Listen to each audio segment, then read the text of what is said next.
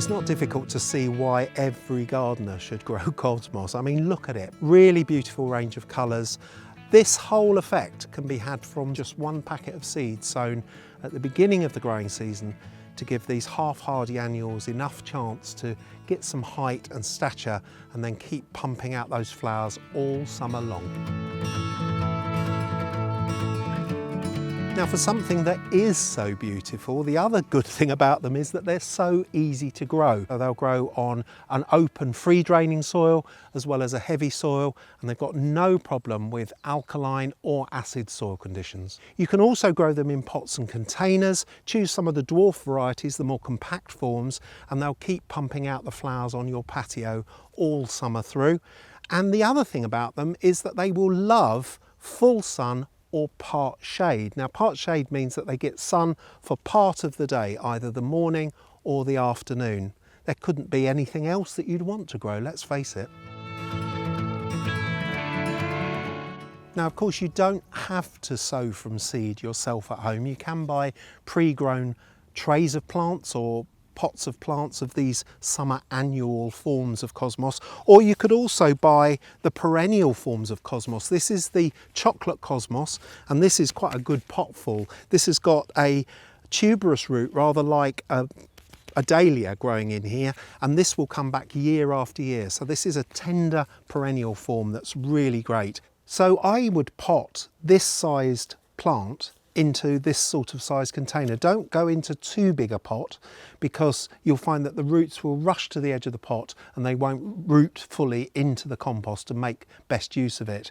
If you grow in a pot like this, I would repot probably every 2 to 3 years, repotting into fresh compost. Now, I've half filled this pot with some peat-free compost that's I've got here. This is quite a good fibrous one, and then I'm going to knock the plant carefully out of its pot. It's been watered, so it's nice and moist, so it should slide out reasonably easily. It's a really nice, evenly rooted specimen. It's not been pot bound, so the roots aren't going round and round. It's just about ready to pot. Make sure that it fits in that container nice and snugly. You want the surface of the compost at the same level as the edge of the pot. Now, this is a tuberous plant, and that means that if the tubers get very wet during the winter, then they can rot off. So it's a good idea to bring it indoors under cover, dry it off for the winter, and it'll survive from year to year. But enjoy it outdoors during the summer. I'm just filling in with the compost around the rim, firming in layers as I go, just so that that compost ends up just slightly below the rim of the pot. And there we are, ready to go. Water it well, place on the patio or on the front doorstep in a nice sunny position, and it will reward you with chocolate scented flowers all summer long. Now, there are so many plus points to do with cosmos that it's difficult to enumerate them all really, but one of the greatest things is that they're so maintenance free as well. All you need to do is water them well to establish them in the first place, but once they're established and they've got their roots down, they're incredibly drought tolerant thanks to their very fine ferny type foliage. The one thing you do need to do, however, is to deadhead them, and for this you need to know the difference between the old spent flowers that you can see here with the old stamens sticking out of the bud and the flower buds that are still yet to come. You can also tell because these are nice and short and ready to extend, whereas the old spent flowers are on an old stem, and it's simply a matter of tracing that down to the joint where it joins onto another flower and just pinching out at that point and getting rid of the old spent flowers.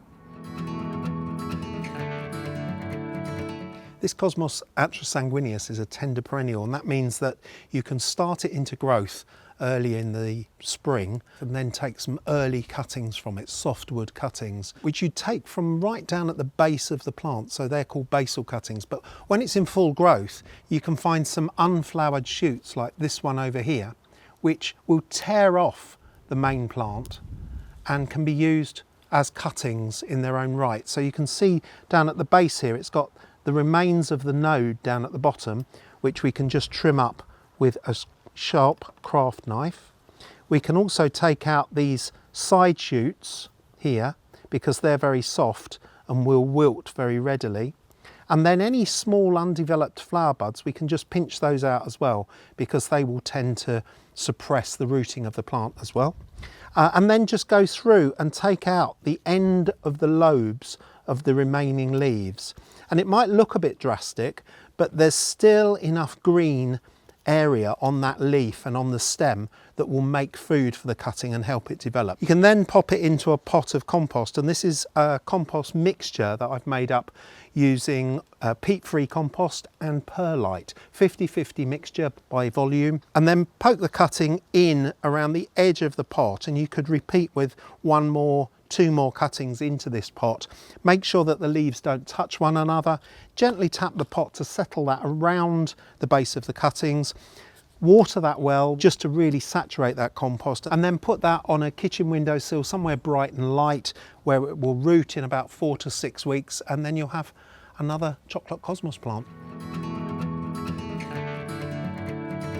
Now, in common with a lot of annual plants that you grow every year from seed, you can grow cosmos quite easily. It's a very, very simple to germinate seed. So you'll get new plants in about 2 to 3 weeks and then grow those on ready to plant out for the summer. I've got very, very small seed trays. These are biodegradable seed trays.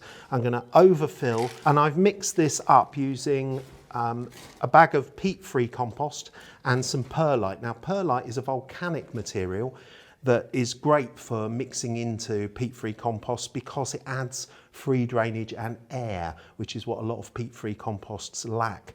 And I'm going to strike that off. I've overfilled, haven't compacted it with my fingers. Strike the excess off using a straight-edged piece of wood. Push the excess compost out the way, and then tap this 3 times, 1, 2, 3, on the surface of the bench just to consolidate that compost. I'm then ready to sow my seed into there. This is the cosmos seed. Don't sow too many in one go. Knock a few of the seeds into your hand. Carefully space those seeds over the surface of the compost, and you probably want about 10 or 15 seeds in here, and then take the compost in your hands and pull your hands together flat, and then use a sawing action to cover the surface of those seeds. Strike off any excess, and then you're ready to water those seeds and get the germination process started by using a water tray, and then put your sown seed tray into that water tray just to let that soak up for probably about 30 to 40 minutes. Then you can put each of these little seed trays, I've filled 2 here, you can put these into a half seed tray, solid seed tray with no drainage holes in the bottom. Make sure you pop a label in there as well. These are then ready to go on a sunny windowsill, somewhere where they'll keep a nice warm temperature, and then they'll appear in about 7 to 10 days' time. You can then take the cover off, grow them on for a week or so, ready to prick out the little babies into individual pots. Then you've got the beginnings of new life for colour in your summer garden. In terms of pruning, they don't really need very much at all, other than pinching out the young plants so they get bushy. Probably a couple of pinchings will help at the start of the growing season, so you get a really good bushy plant with loads and loads of flowers. And then the perennial ones at the end of the growing season, just tidy them up by cutting away the old foliage. Now, in terms of pests and diseases, there's precious little that goes near cosmos, apart from perhaps slugs and snails. Early in the growing season, when the plants are quite small, you'll probably find them marauding in and chomping the foliage. So at that stage, it's probably worth putting some wool slug bait around the base, because they won't crawl over that to get to the plants. And then the only other thing is occasional attacks by aphids, but again, don't really worry about that too much, because they won't do too much damage. When it comes to different varieties to try, then if you want tall ones like these bipinnatus hybrids, then go for something like sonata with very simple, beautiful flat flowers, or seashells, which has coiled and fluted petals that look really delightful. You could also try for something a bit different, Cosmos sulphureus with its beautiful orange and yellow flowers, or try Atropurpureus, which is the perennial cosmos with beautiful chocolate scented, rich maroon coloured blooms. So whether you want flowers to brighten up a pot on a patio, or you want to cut loads of blooms to bring indoors to celebrate summer, there's a cosmos out there that'll suit your plot.